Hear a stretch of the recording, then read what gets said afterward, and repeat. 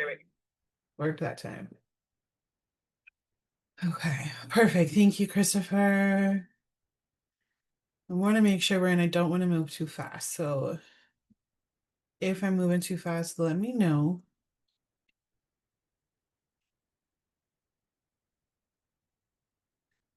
I'm going to give us another minute or two to make sure everybody's able to do that. And if you are still struggling, like I said, Carrie is a whiz at this, so let her know in the chat too.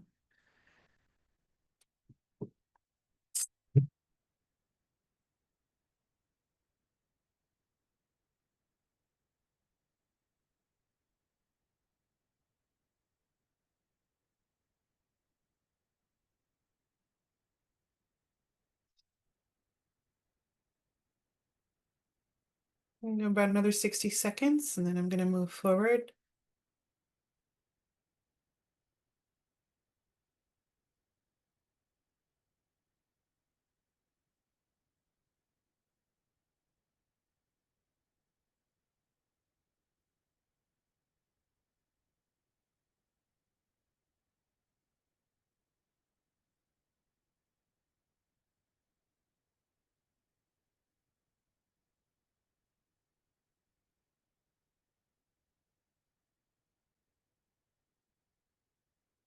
All right.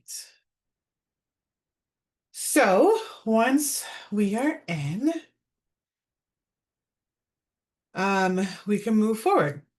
Just as a heads up, everybody who is here will get a PDF of the slide deck, and a recording will be made public as well.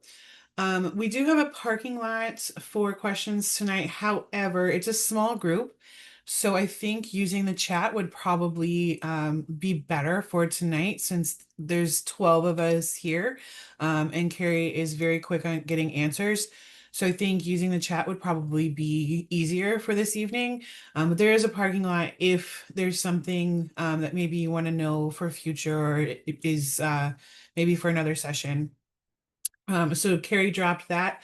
There is also already a URL to the deck for the deck that I'll be going through tonight. So that's a PDF of the decks, the slides that I'm going through right now. So you can also follow along there. Okay.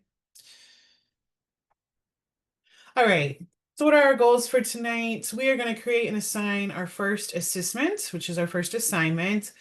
Develop a plan for using assessments routinely in the classroom, begin using assessments data to inform instruction, and then also utilize the guides and resources that assessments provides moving forward. We're going to do a lot in an hour.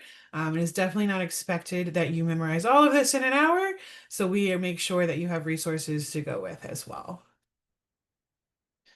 Okay. Okay. Sharing the chat or again out loud. To get us started, what challenges do we experience providing timely and helpful feedback to your scholars? No, this was always an issue for me in the classroom. Um, I was in the classroom about 20 years. I don't think I said that earlier. I was a math teacher for about 20 years. So what challenges do you experience? Timely and helpful feedback to your scholars.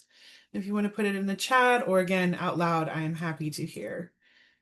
Takes so long to check, and I don't think half of them are even paying attention. Yeah, time is definitely an issue with getting feedback. Once you've gotten the stack of papers and you're going through the grading, it may be days before you're able to get it back. And I got a thumbs up on that too. So somebody is connecting with that answer. Anybody else?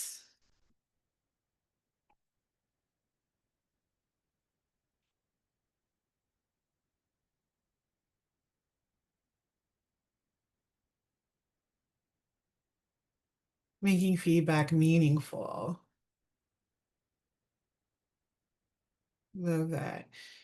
Carrie, if you're able, could you expand a little bit on meaningful, what you mean by that? It's hard to give them additional practice right away to see if they understand it after seeing the answer. Yes, very much so. That timeliness again, that immediate feedback is very, very difficult.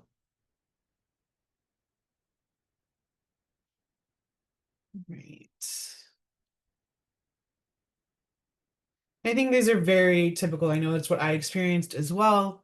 Um, by the time I get through grading, it's now 2 or 3 days later. It's hard to give that immediate feedback.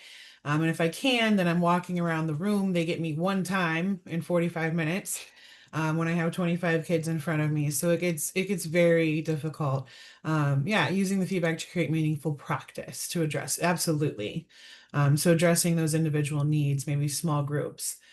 Perfect. Okay.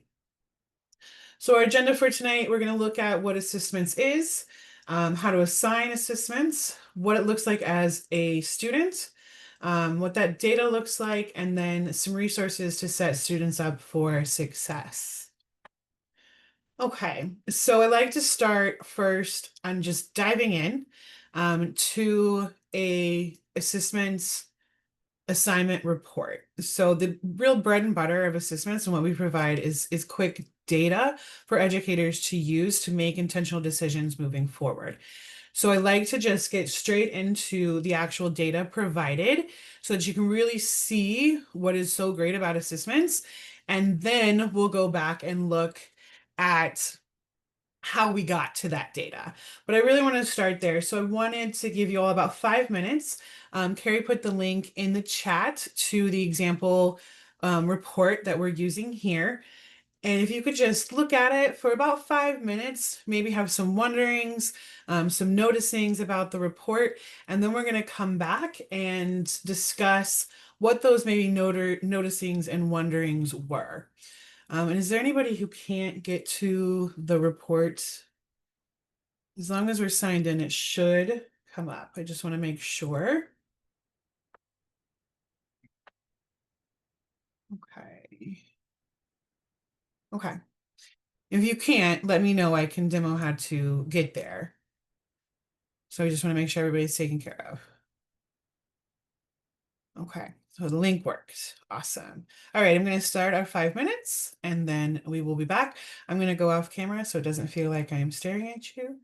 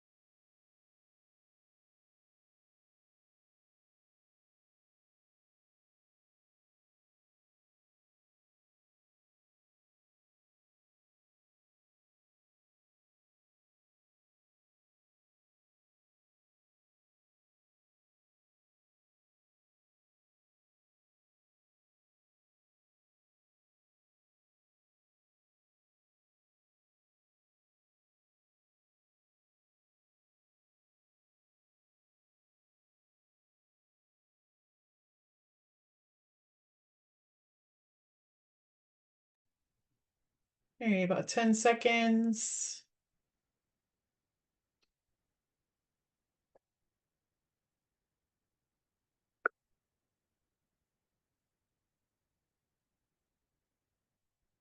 All right. So if we could come back together.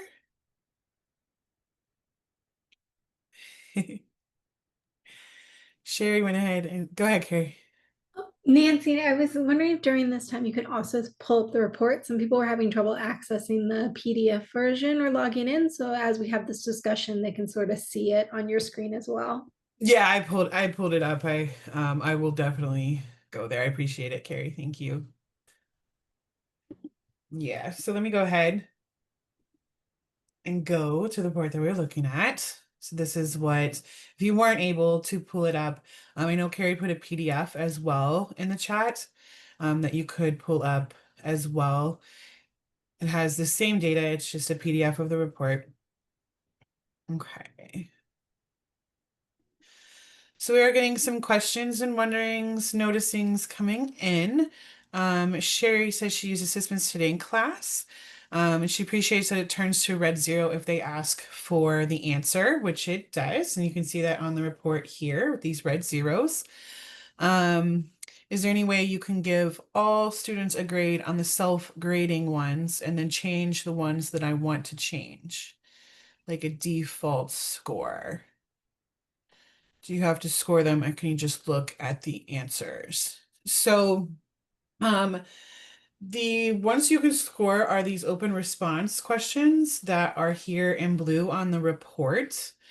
And all of the others, the system scores for you. So you can see it's based on like a 4-point scale. When the student misses the problem the first time, it takes off 33%. And then for every time thereafter, it also takes off 33%. If you're looking at the report, it can tell you also how many times they hit that they had to try again. So these X's are try again X's. So you can see like student A on problem 1 had to try again once here. And on problem 2, they tried again once as well. And there's problems down here where students tried twice. The other thing that is if they do ask for a hint, it'll come up as a triangle. And I don't see any on this report, but it would come up in the same places as a X, but it would show up as a triangle if it was a hint question.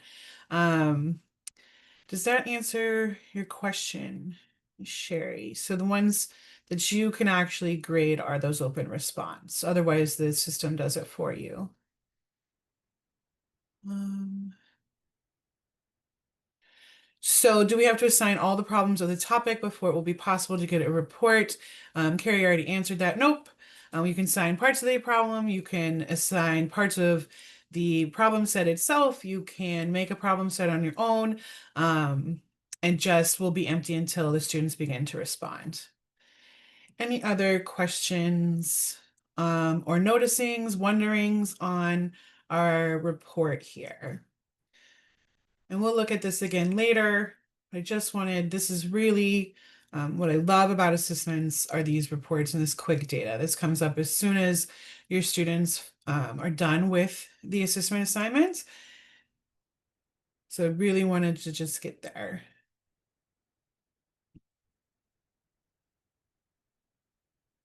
Yeah. You don't have to score the open responses if you don't want to, and it will not go into the overall average score unless it is scored. So if you leave it blank, it will not affect their average score for the assignment either. Christopher said, I like that it shows the amount of time the students spent. I can gauge if they rushed or not. Absolutely. How they are doing, if they are putting in their efforts. You can also see those red zeros where they asked for the answer immediately. They didn't put any tries or anything into it, so maybe discussions with those students. Um, all right. Any other here? I'm gonna move forward. So I hope just a taste, so that we can really see how students are doing. All right. So, what is assessments? So, is assessments is free for all educators. It is an assessment solution. Specifically, formative is what we really lean into, formative assessment, that provides this timely feedback and data. So that data comes up as soon as your scholars are done with that assignment, and you can look at it in real time to say, I can see these students are struggling on this problem. I can see these students are struggling on that problem, and use that data immediately to make decisions about what you may be doing next, about small groups, reteaching, those decisions moving forward. So this is the assessment cycle and how we suggest that it be used. So we really start at find and assign, and we're going to go through that. Then students take those assignments and complete them. And while they're completing them, they receive hints and feedback so that they're able to move through and learning at the same time. My 3 and 4 are mixed up here. I need to change that. Then the cycle, like we just talked about, assessments, the program automatically scores those questions, and the educator goes back in to score those open response questions and provide feedback on those.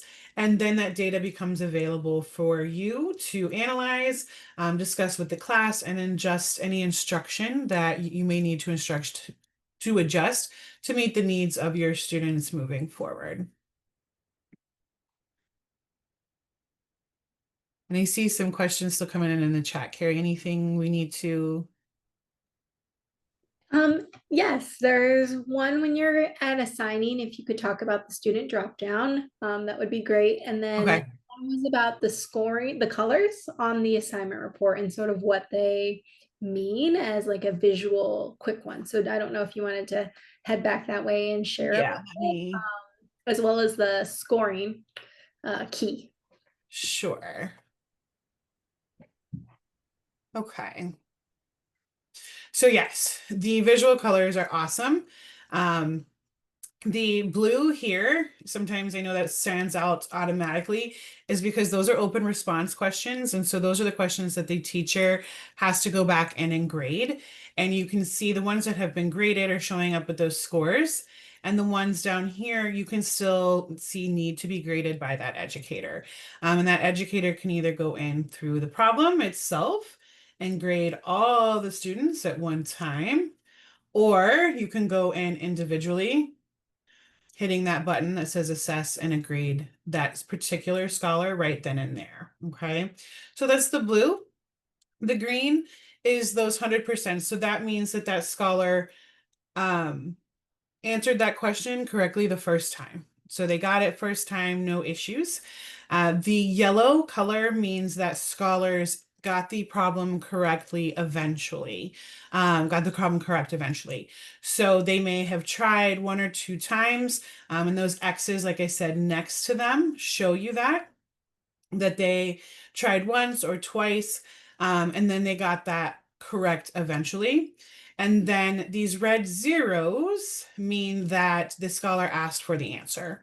So it doesn't come up as a zero from them, and we're going to see that. Like, it doesn't show up as a zero for the student, but it does let you know that they did not get to the correct answer, even with those hints or tries. And this scholar, these zeros actually don't have any tries with them. And the scholar was done in about 52 seconds. So it gives you that information, that maybe that's when we want to go back to, and have a conversation with that scholar. Um, and then what was the other, when I'm assigning the drop down for the students? Yeah, you can show that when you actually get to the Okay. assigning part, but will you click scoring right next to where you can show and hide names, aspects of the report, Yes. just that chip, just as a quick overview of what you sort of just taught. Yeah, if you do ever forget any of those, there is a scoring button here that will bring that up and go over them all again. And then here as well, and most of this stuff I would have showed later, but it's perfectly fine now too. Um, if you ever want to hide their names, you can do that as well. If you ever want to share the reports with your scholars, have conversations around them, you can do that. And when you hide their names, it also randomizes the data. So if you have, Sally Anderson who knows she is always number one, she will not be number one once you hide those names. So she would not know where to find her data or to count down three students because that's where I always am. So it randomizes as well. So just a good couple of things. All right. Okay. So I'm not sure what everybody is using, but there are several different curricula and assessments. So just quickly looking at that. And again, as I show Find and Assign, I'll show you where you can find these different curricula. So we do partner with IM and IM 360, the illustrative math curriculum, Eureka Math, and Open Up Resources. And then there's supplemental content and assessments that educators can use as well. We have Skill Builders, which is a mastery-based content in which students are given problems based on a skill and they have to get 3 correct. There are problem-solving sets, which are extra problems if you need extra problems for a particular skill or standard. Those are there as well. And then there's a very large bank of released state tests. So if you ever want to practice problems for standardized testing, those are there as well. Okay, so what is ASSISTments addressing? So the immediate feedback and support for both students and educators is really the core of what it's addressing. It makes it easier on educators not spend as much time grading those assessments, the cool downs, all of that. And it makes it easy to differentiate practice because you can see very quickly who is struggling with each problem or with standard and how to move forward from there. Okay. Okay. So let's go through this cycle. The first thing we're going to do is find and assign. So I'm going to switch back to my teacher account and I'm going to go to this find and assign button up here. And that will bring up our content library. So you can see here, and we have 2 options when we start. We can browse by content, which is our curriculums and different resources here, or you can search by a standard or skill. So if you do have a particular standard that you're looking at getting problems for, practice problems, you can put that standard in here and it will generate problems for that particular standard. Down here is where all those great resources were that I was talking about. So here is our everything for IM 360. And if you click through, you can see the resources for IM, Eureka Math, Open Up, as well as some of the others. The skill builders are down here, the state practice tests. There's even some practice assignments for students to just get used to using ASSISTments. So they're not actual skill-based problems, okay?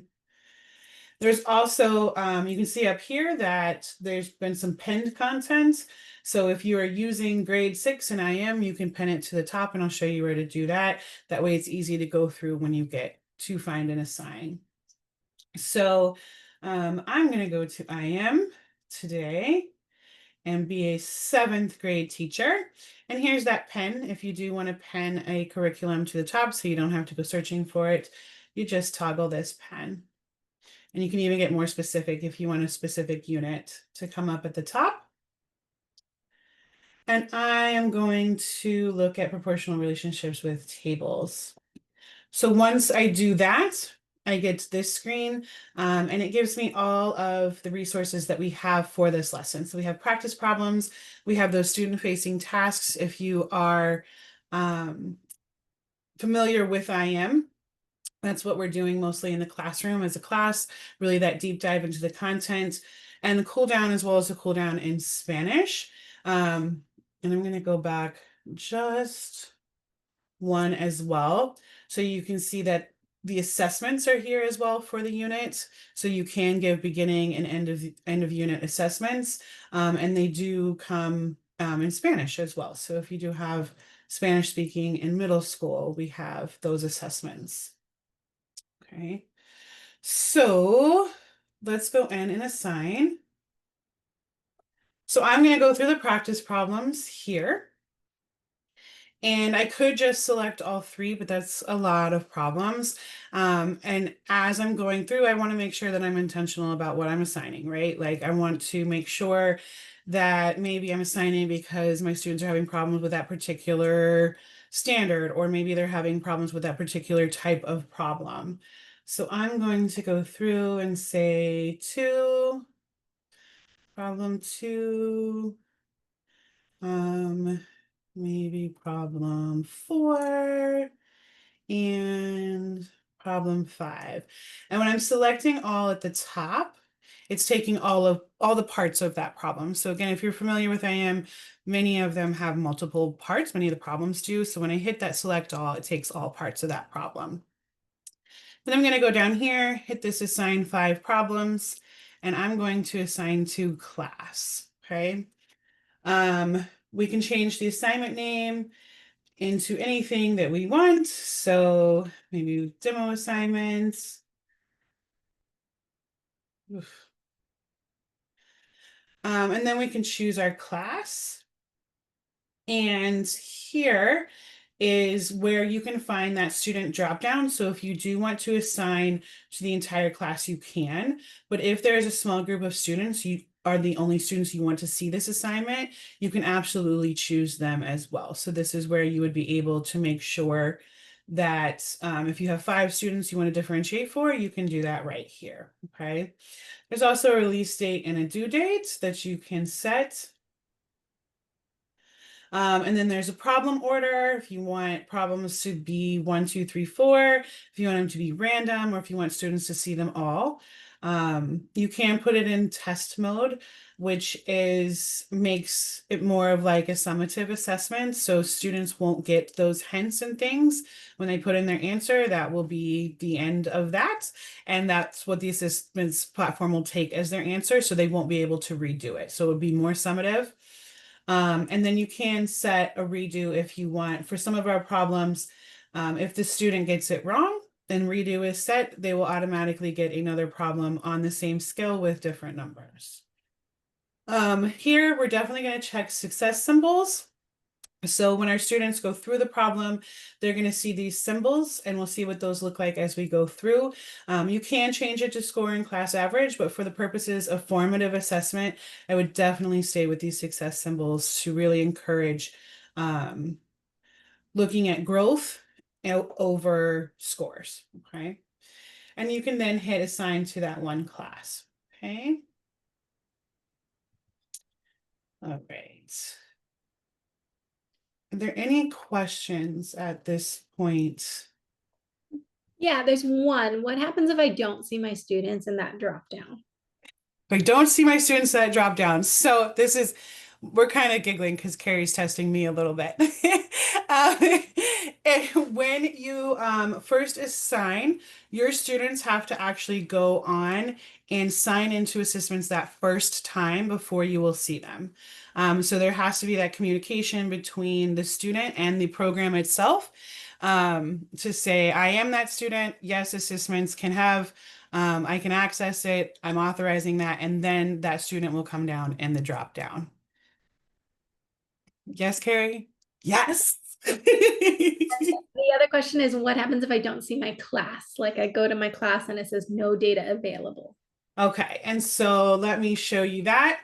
First thing I would do here is go up here to this teacher button and hit import, and go down here to where it says import. So if you have classes set up in Google Classroom and you're not seeing them, when you hit import, it will show you those Google Classrooms. And I don't have any classes there right now, but it will show you those classrooms. You click them and it will import it into the system. And if you're seeing classes from like a year before that you've already archived, then you hit this synchronize button and it should get rid of those classes.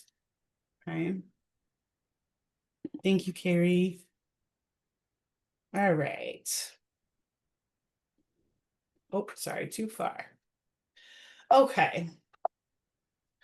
So we created our assignment. And I wanted to give you a few minutes as well to play with the find and assign, and then come back and see afterwards if you have any noticings, wonderings, questions. So I've put the directions up here in case you need them again. And I'm going to give everybody 5 minutes or so. And then we'll come back and talk about anything you found, any wonderings you have, any questions, and then move forward from there. Excuse me, please. Sure. Yes, I have a question. Maybe I doesn't get you. When I try to assign assignment to the class, so I have there's no data, so I don't know what to do. So I see no classes found to import. Okay. Do you have Google Classroom set up already? No.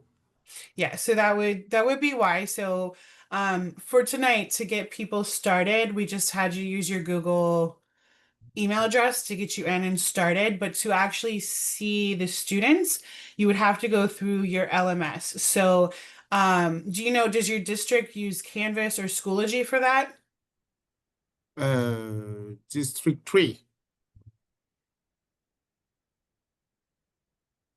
Hello? I'm here. Do you know, like, when you go through your learning management system and you assign assignments to students, do you know what system that is? Not exactly. Let me Okay. check.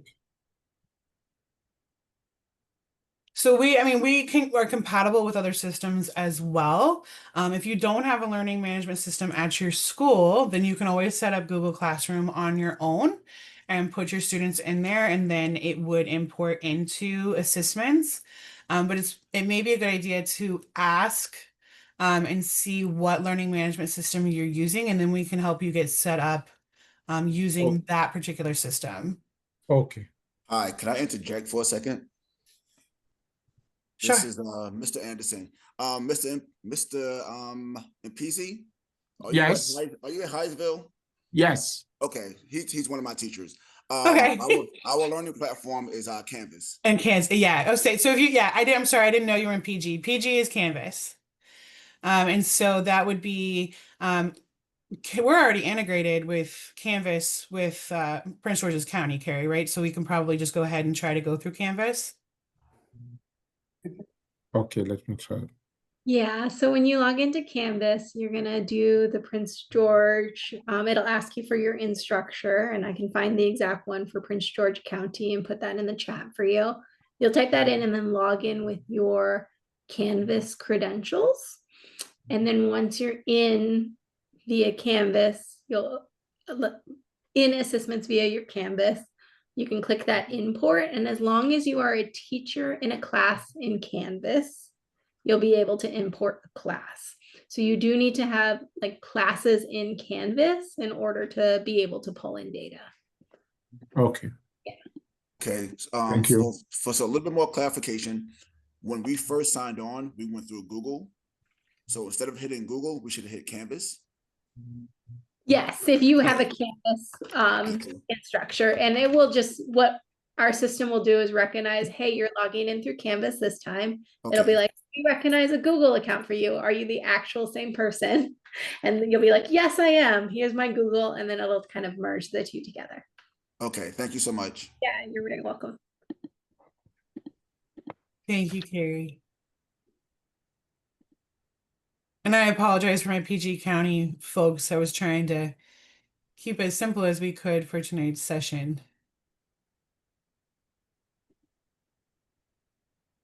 I should have thought about it because I know PG County's on Canvas.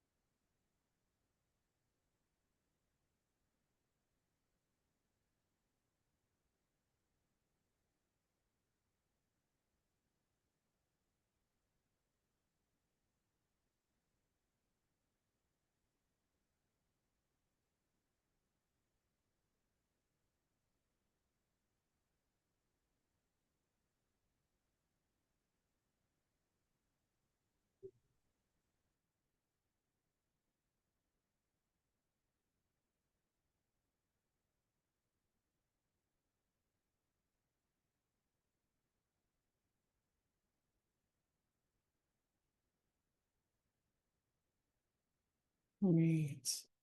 Just a couple more seconds, and we're going to come back together.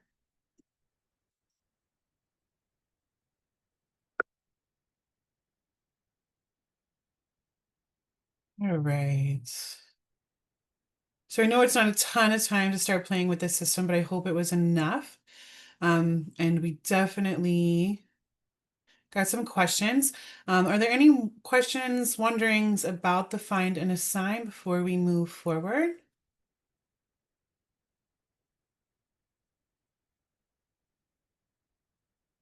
I love it because I feel like it is pretty self-explanatory. Like once you're in, you find it. So I think it's definitely easy for educators to use. But it may take minutes. So if you do have any questions or anything, please let us know. I know Carrie is taking awesome care of the chat. Okay. All right. Okay. Just quickly, and I'm going to move a little quick because I do want to make sure that we get through at least the majority of what I want you to be able to see tonight, and I respect your time. So just some recommendations, being intentional about the problems that you give, so that you have actionable data. I know sometimes as math teachers, we're like, oh, we'll give them 20 problems. But is that really what we need to get the data we need to move them forward and see that growth? Be mindful, like I said, of the number. And then clarify with students how you want to complete problems. And we're going to look a little bit about that open response right now. Okay. So what does that student experience look like? And I think for us, this is really important to see. Students, when they sign in, go through their LMS. So if you are Canvas, they would go through Canvas and find the assignment. If you're using Google Classroom, they go into Google Classroom and find the assignment. So I'm going to switch over. Okay. So this is what a Google Classroom looks like for a scholar who is going in. And that problem would come up here in their live stream from the teacher, and also comes up in their classwork. And it would come up under their assignments tab in Canvas. Okay.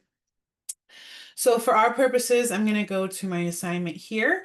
And as soon as I hit access this assignment, it's going to open up and show this right here. And again, that first time that you're going in as a student, you may have to authorize just to have that sort of handshake between ASSISTments and the LMS.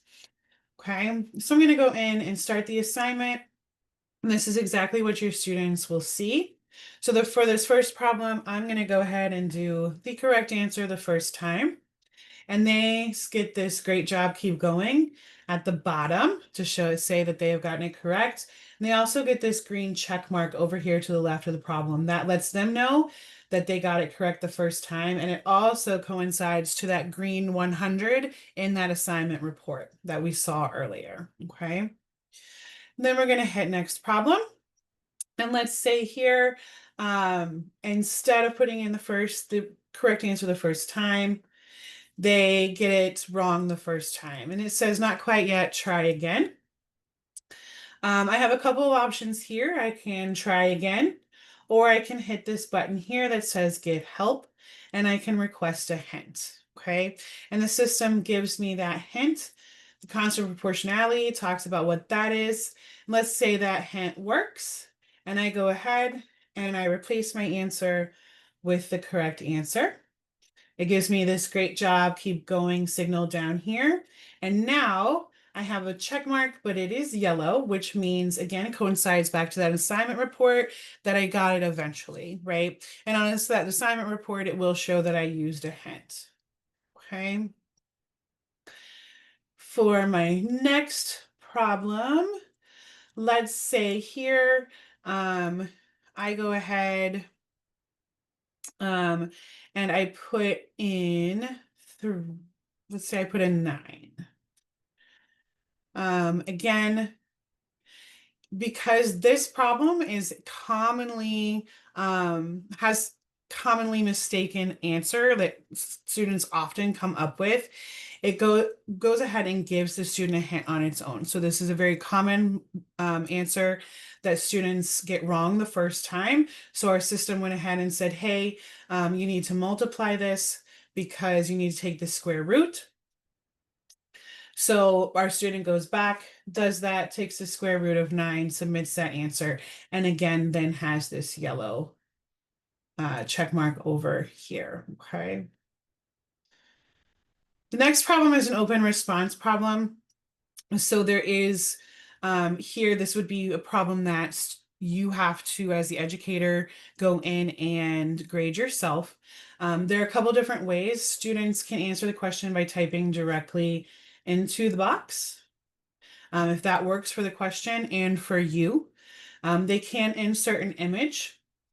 So if they have something saved on their desktop, they can go ahead and drag that in there and insert the image. So if you like the paper and pencil, they can take a picture of it and insert it there. They can also take that photo straight from their laptop or their device, whatever they happen to be using.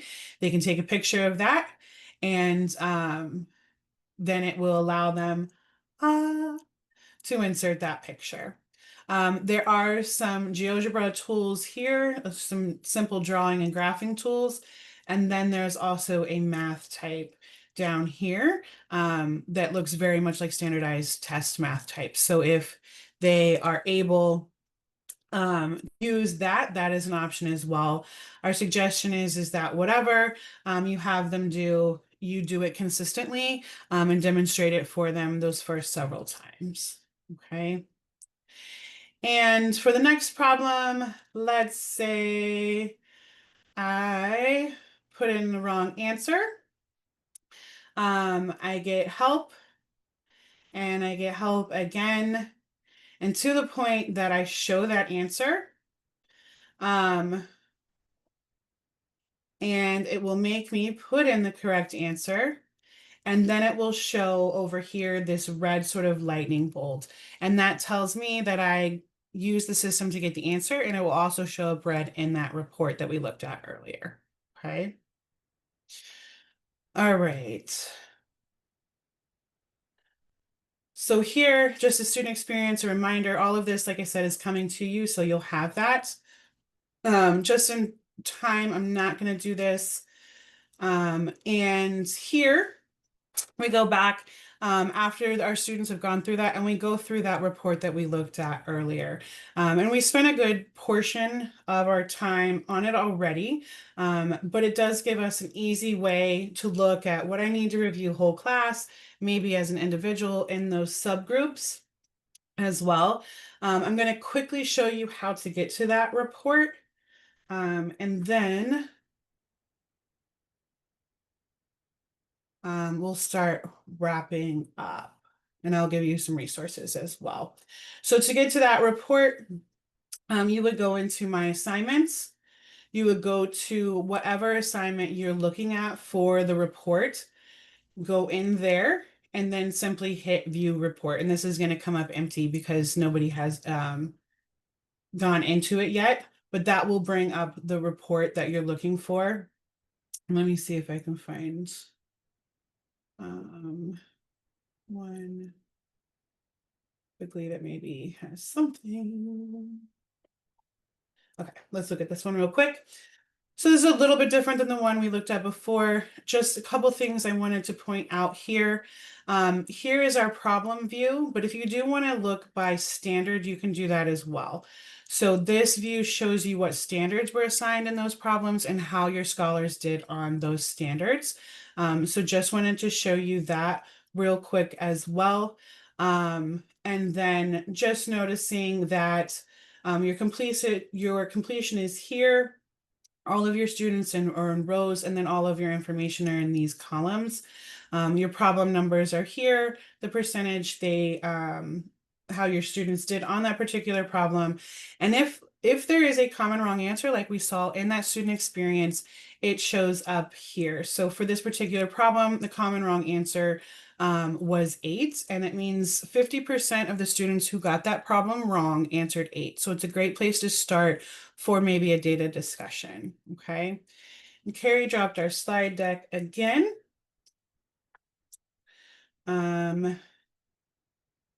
So quickly, we talked about how to score open responses, but that is there as well. The data points we looked at, the class average, the problem average, common wrong answer, and the student average. And quickly, just some resources for you. Really honing in that this is really for formative assessment to help your scholars, that making mistakes is okay, and that the data is really to help them grow and learn, not to be used as a score. And then just again, for success in the classroom, that clarity of knowing what to assign and when, being consistent with it. We found in our research that assigning 2 times a week is really when assessments becomes effective for that growth. And then knowing how to use that data set to really inform your instruction moving forward, that intentionality. To get you started, we do have some guides, and Carrie has dropped those in the deck and the chat as well, or will be, so that you can use them. These are teacher guides. They have some really great resources in them as you get started. There's a week 1 plan that gives you like an outline of how to introduce assessments to your students. And then there's also a routine pathways document that helps you look at maybe how many problems you want to assign, what you want to do with the data, depending on what routine you want in the classroom. So if you want to use assessments as a warm-up, as in-class practice, as homework, how to go about that, and how much time it will take. All right. Questions before we wrap up? There was one in the chat about having this Google Classroom set up, but students have not accepted their Google Classroom, and then whether or not she can import in assessments. And it's totally fine to import into assessments a class that doesn't have students in it.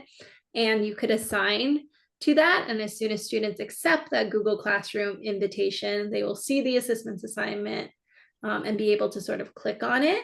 You might just need to do a quick synchronization on your end, which I will share a user resource for, and it should be good to go. Perfect. Thank you so much, Carrie. Any other questions before we wrap up? I know I had to skip quite a few, but I think making sure questions are answered is more important. So I'd rather spend the time that we did doing that. Well, I'm glad you're excited. I'm so excited. I really hope that you see this as a tool to really help in the classroom, to take up less time, so you get that immediate feedback. Okay. So just to wrap up, our goals: creating and assigning our first assessment, putting a plan together to use this in our classroom, beginning to use that data to inform instruction, really using that report, and then getting those guides and resources to move forward with. All right. I would so greatly appreciate any feedback you have. We have this feedback survey. It doesn't take much to complete. And I would really appreciate your feedback. Like I said, I am new here, and Assessments takes feedback super seriously. And I would love the feedback too, to improve as I move forward, so I can continue to help educators use this really great platform in a way that works for them. So you just go to that link, and Carrie put it into the chat as well. Put in the day's date and choose that getting started with assessments from login to launch webinar that we are on, and just fill that out, and I would be super duper grateful. If you have any questions, I am going to put up my email address, but I can also stay for just a minute or two if you want to ask any questions here at the end. And I really appreciate everybody being here tonight. Like I know I know it is a Thursday and we are headed towards Friday, but it shows how committed you are to really helping your students as an educator. And that is certainly commendable.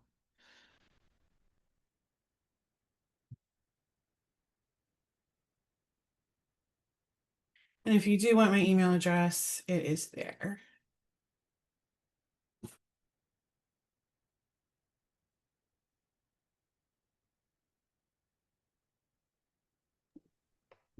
If we have a few minutes, Nancy, could you model kind of logging in through Canvas and then the import from Sure.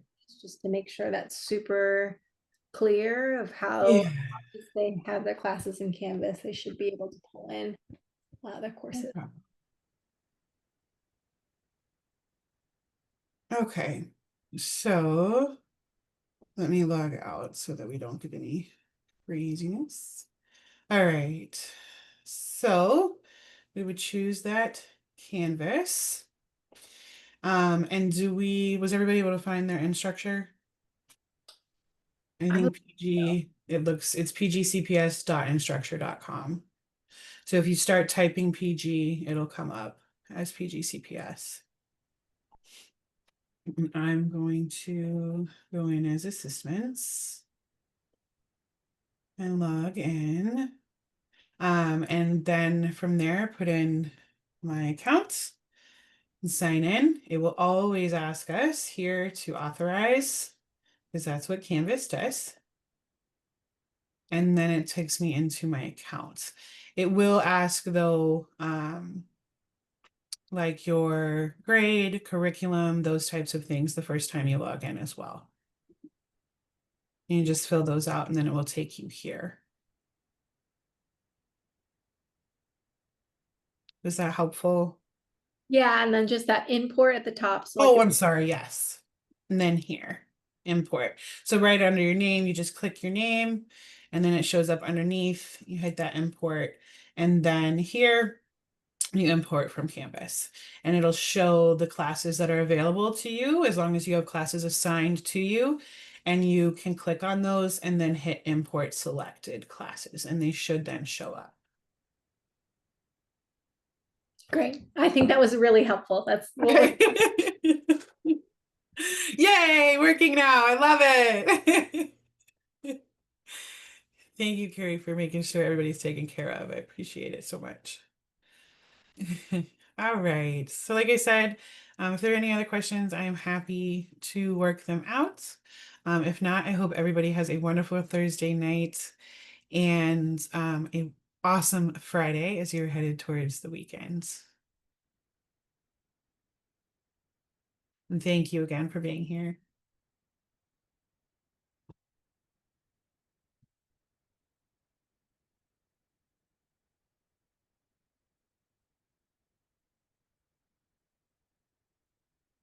Awesome. Thank you. I'm glad it was helpful.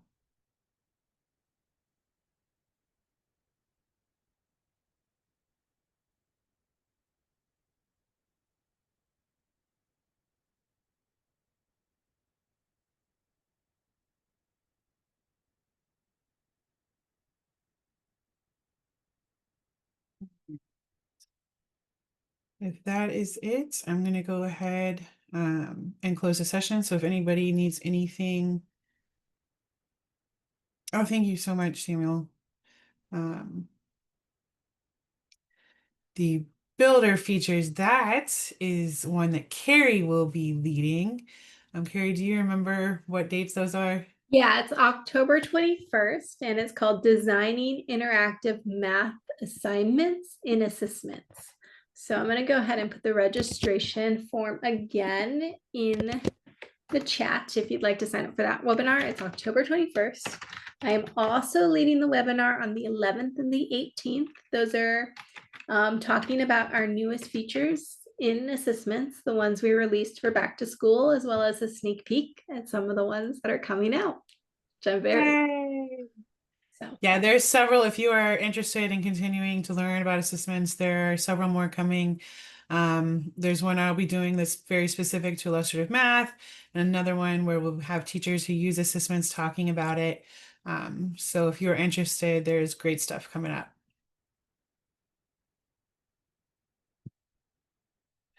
All right. So I'm going to go ahead and end the session. So if anybody else needs anything, holler right now before I hit the button. Like I said, everybody have a wonderful night and thank you so much for being here. Thanks.